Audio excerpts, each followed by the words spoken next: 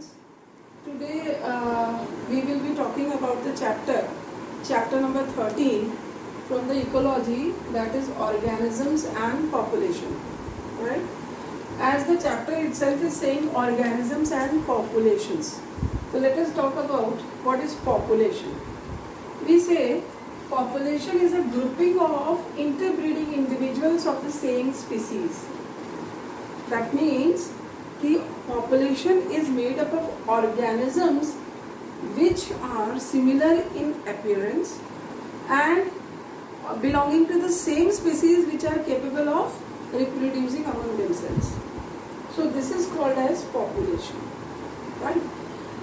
Population itself, today I am talking about the topic. Population has certain things which an individual do not have. For an example, we call it as population attributes. Population attributes are the inherent qualities, the one which population is having right from the beginning. As I said, the population attributes are having few characteristics which an individual do not have, and these are the death rate. A population has a death rate, but an individual cannot have a death rate. An individual has a death, not the rate. Similarly, an individual can have a birth, but the individual cannot have a birth rate. Similarly, an individual can be a female or a male, but it cannot have a sex ratio. So let's see all these things one by one. As I said here, an individual can have only a death, not the death rate, birth, not the birth rate, and if we talk about, so that we can say that population has a density, right? Now I will be talking about the population density. Population density, how we measure a population density? Population density means number of individuals which are found in a unit area at a given time. If we take any area, see if we say Faridabad. So in Faridabad, how many individuals, how many human beings are there? So that is the number of individuals, and the area is Faridabad. At a given time, I will say that 2 months duration I can say, or 4 months duration.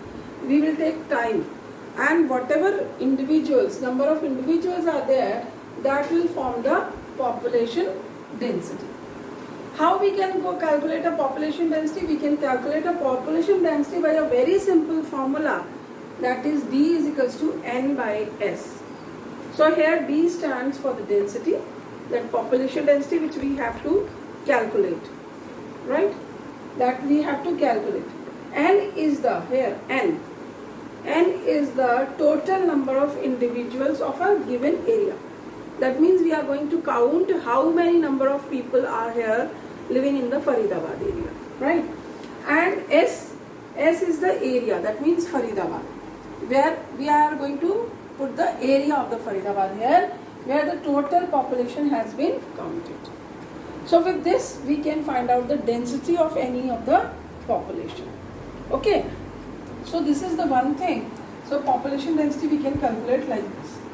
And population density is never static. We very well know that population density cannot be static, because death is occurring there, birth is occurring there. Otherwise, if we talk about any insects or plants, then the population will be very high during the rainy season as comparison to the dry season. So population can never be a static. It cannot be stable all the time. It is going to increase or it may get decrease, but it cannot be stable, it cannot be static, right? Now one thing I will be talking, population, what are the factors which affects the population, right? Population density. So how we can know that? We can know that population density is there here, and we will be marking this population density with a symbol of capital N, right?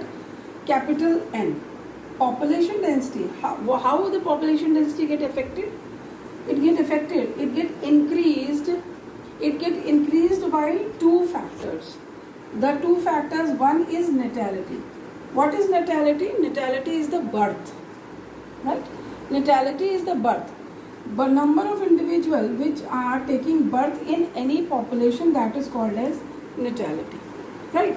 And similarly, immigration. Immigration means the person which are coming. For an example, immigrants, like in Delhi, we know in metropolitan cities like Delhi, like Mumbai, we can very well know that many people are coming to that place and increasing the population of that particular area. Say Mumbai. Why they are coming? They are coming for the favorable conditions. Here the favorable condition can be earning, living earn करने के लिए, whatever for the jobs, for the earning which they are not getting in their native place. So they are immigrating, they are coming from that place to the Mumbai.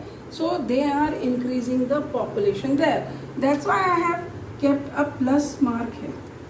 Plus means it is adding a number of individuals in a population, thus increasing the population density. Similarly, in a population, whenever birth is there, whenever birth is taking place there, again a plus mark I have given here, and this plus mark says that whenever birth is going to take place, the number of individual will be increased and the population density will also increase. Now let's see how the population density get decreased, right? Mortality means death.